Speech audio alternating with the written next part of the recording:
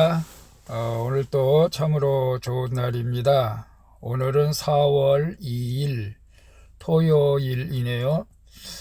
즐거운 주말 되시고 오늘도 함께 묵상해 보도록 하겠습니다.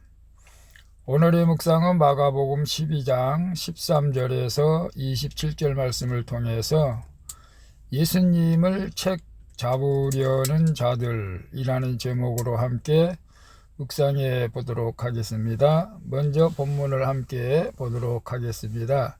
13절입니다. 이 예수의 말씀을 책잡으려 하여 바리새인과 헤롯 당 중에서 사람을 보내매 14절 와서 이르되 선생님이여 우리가 아노니 당신은 참되시고 아무도 꺼리는 일이 없으시니 이는 사람을 외모로 보지 않고 오직 진리로서 하나님의 도를 가르치심이니이다.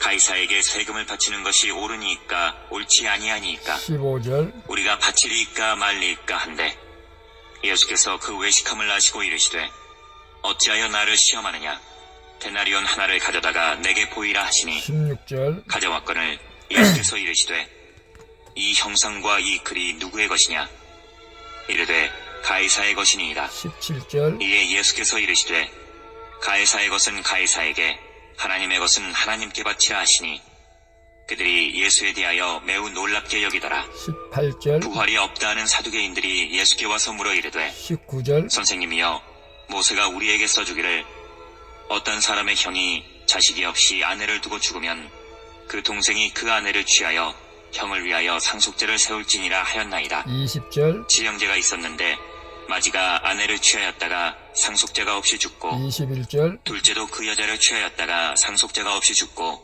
셋째도 그렇게 하여 22절 일곱이 다 상속죄가 없었고 최후의 여자도 죽었나이다. 23절 일곱 사람이 다 그를 아내로 취하였으니 부활 때 곧 그들이 살아날 때에 그 중에 누구의 아내가 되리이까? 24절 예수께서 이르시되 너희가 성경도 하나님의 능력도 알지 못함으로 오해함이 아니냐. 25절 사람이 죽은 자 가운데서 살아날 때에는 장가도 아니가고 시집도 아니가고 하늘에 있는 천사들과 같으니라. 26절 죽은 자가 살아난다는 것을 말할진대 너희가 모세의 책 중 가시나무 떨기에 관한 글에 하나님께서 모세에게 이르시되 나는 아브라함의 하나님이요 이삭의 하나님이요 야곱의 하나님이로라 하신 말씀을 읽어보지 못하였느냐. 27절 하나님은 죽은 자의 하나님이 아니요 산 자의 하나님이시라.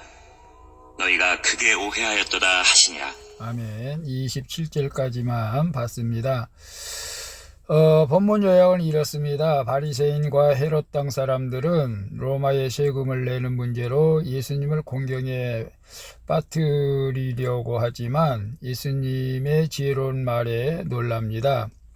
그리고 부활이 없다고 믿는 사두개인들의 이상한 질문에도 예수님은 그들의 오해했다고 하시면서 하나님은 산자의 하나님이라고 말씀하시는 내용입니다. 질문과 묵상하기 1. 나는 내가 말 실수할 수 있다는 것을 인정하며 신중하게 말하는 편이니까 남 탓을 하면서 입에서 나오는 대로 말하지는 않습니까?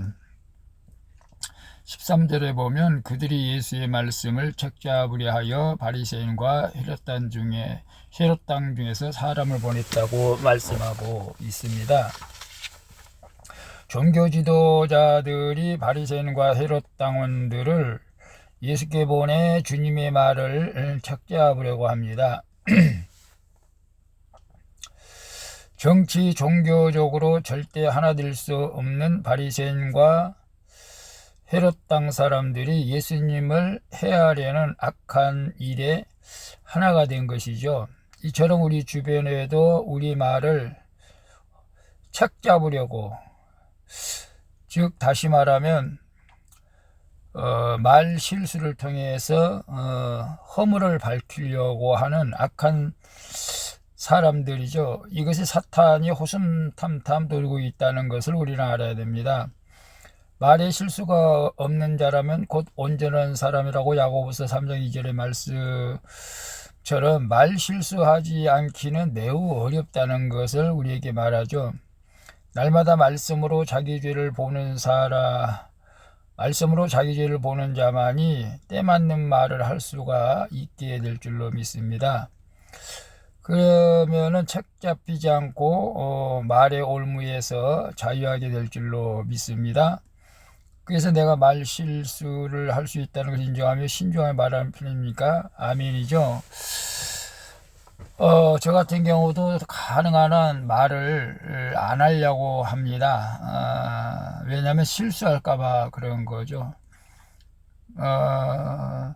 근데 또 너무 또 인물없게 가깝게 지낸 사람들하고 대화하다 보면 또 농담을 할 때도 들어 있기도 하는데요.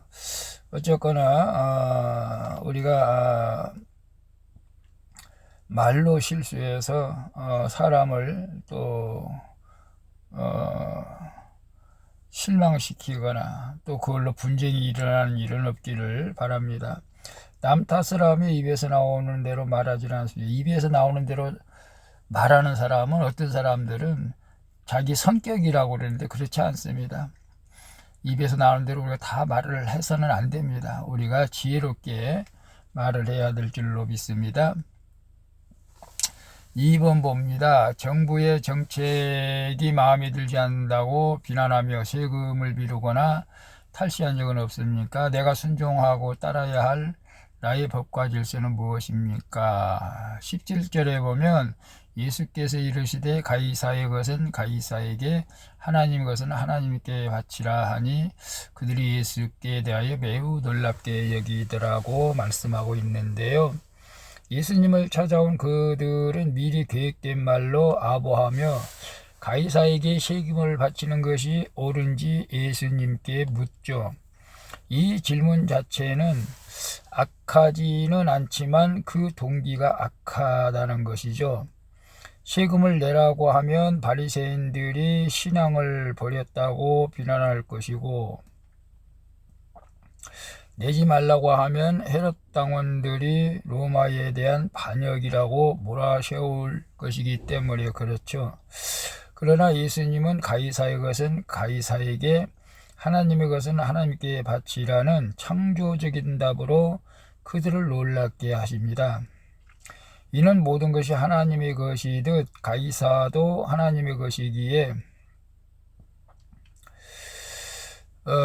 하나님께 드리는 마음으로 세금을 내라는 의미이죠.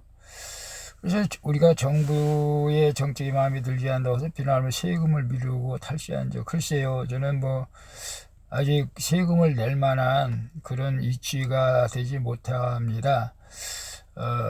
저희 교회적으로 재정적으로는 세금을 낼 수가 없는 오히려 근로장려금을 사실은 받고 있죠. 우리가 정부 정책이 마음에 들지 않아 비난하며 세금을 미루거나 그런 적은 없다 할지라도 내가 순종하고 따라야 할 나라의 법과 질서는 무엇입니까? 이때 물론 우리가 국민으로서의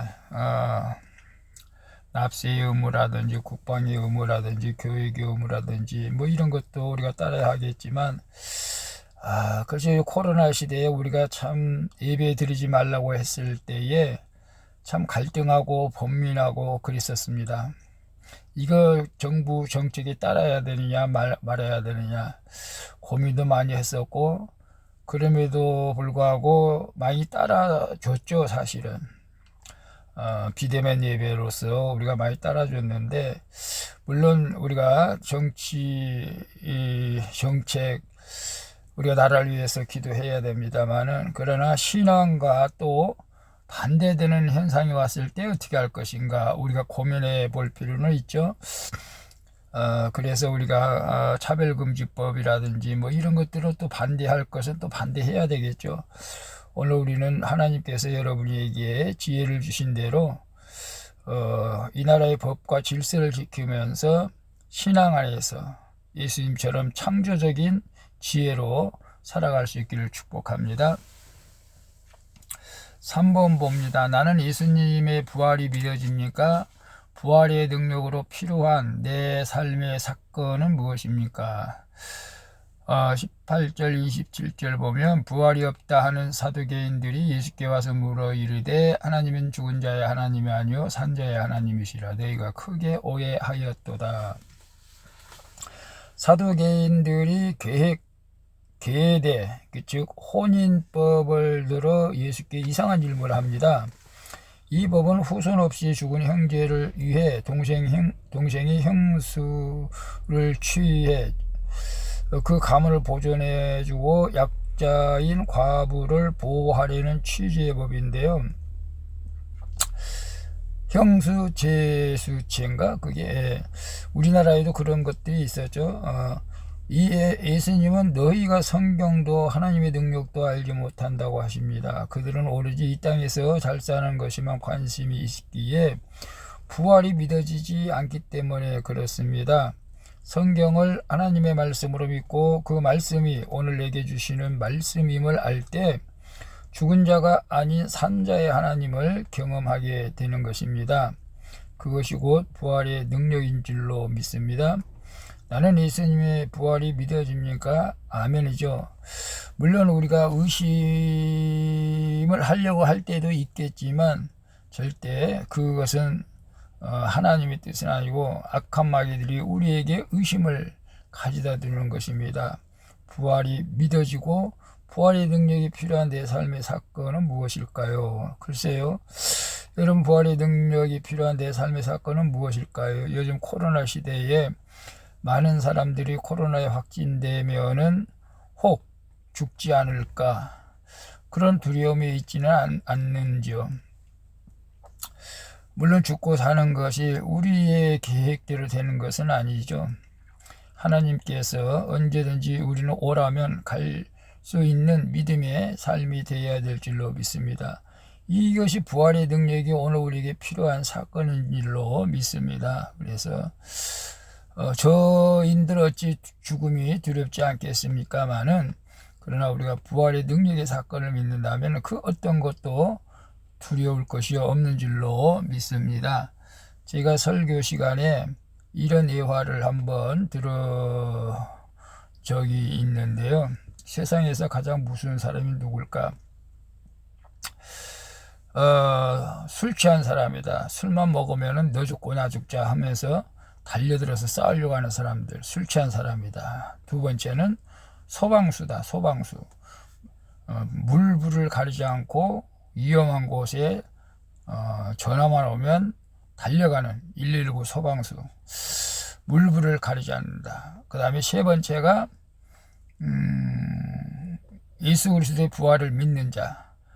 나는 죽어도 살다. 너 죽고 나 죽자. 너 죽고 나 죽자가 아니고 너 살고 나 살자.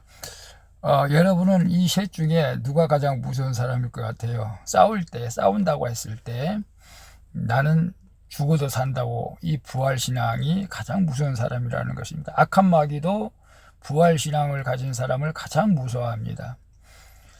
십자가 사건, 예수 피, 예수의 능력, 예수의 이름도 우리가 마귀가 싫어하지만 나는 죽어도 산다는 확고한 부활신앙을 가지고 있을 때 악한 마귀가 한 길로 갔다가 7길로 떠나가는 그런 능력이 이미 여러분에게 있게 되는 줄로 믿습니다. 오늘 예수님의 부활의 능력을 믿고 능력 있는 삶을 살아갈 수 있기를 축복합니다. 기도하겠습니다. 주님, 예수님의 말씀을 책잡으려고 한 사탄의 무리가 예수를 믿는 제 주변에도 있음을 알고 항상 말을 신중하게 말하게 하여 주시옵소서. 모든 것이 하나님의 것이기에 하나님이 세우신 나라의 법과 질서에도 순종하게 하여 주시옵소서. 그리고 부활에 대한 바른 믿음으로 오늘도 부활의 능력을 경험하며 살게 하여 주시옵소서. 나를 죄 가운데서 구원해 주신 예수 그리스도의 이름으로 기도합니다. 아멘. 우리 찬송가 366장 어두운 내 눈 밝히사 함께 찬양 부르고 마치도록 하겠습니다. 즐거운 주말 되시고 내일 거룩한 주일 예배를 통해서 주님께 영광 돌릴 수 있기를 축복합니다.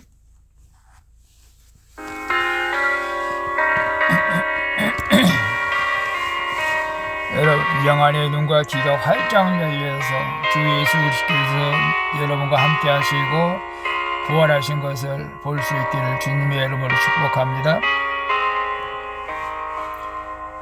어두운 내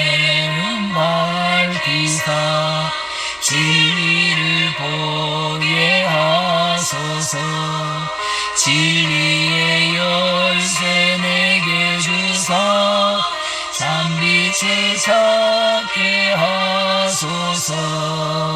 기쁘신 뜻을 알고자 엎드려 기다리오니 내 눈을 뜨게 하소서. 성령이여 막혀진 내 귀 여시사 주님의 귀한 음성을 이기고 밝히 들을 때에 내 기쁨 한량 없겠네. 기쁘신 뜻을 알고 엎드려 기다리오니 내 귀를 열어주소서. 성령이여